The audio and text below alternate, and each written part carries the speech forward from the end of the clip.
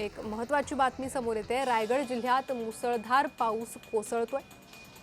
पाताळगंगा नदीनं धोक्याची पातळी ओलांडलेली आहे। पाताळगंगेच्या पुराचं पाणी मुंबई पुणे एक्सप्रेसवेवर आलेलं आहे।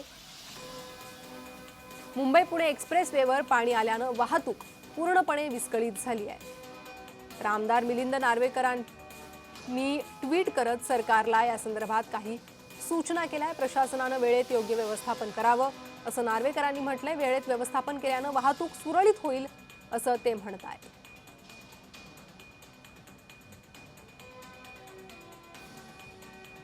रायगड जिल्ह्यात मुसळधार पावसामुळे परिस्थिती गंभीर बनलेली आहे। पाताळगंगा नदीनं इशारा पातळी ओलांडलेली आहे। त्यामुळे सर्व परिसर पाण्याखाली गेलेला आहे। मुंबई पुणे एक्सप्रेसवेवर पाणी आलेलं आहे। तर या सर्व संदर्भात मिलिंद नार्वेकरांनी काय ट्विट केलंय पाहूया। पाताळगंगा नदीला पूर आलाय। खालापूर फूड मॉल जवळ मुंबई पुणे एक्सप्रेसवेवर पाणी साचलंय। प्रशासनानं वेळेत योग्य व्यवस्थापन केल्यास वाहतूक सुरळीत होण्यास मोठी मदत होईल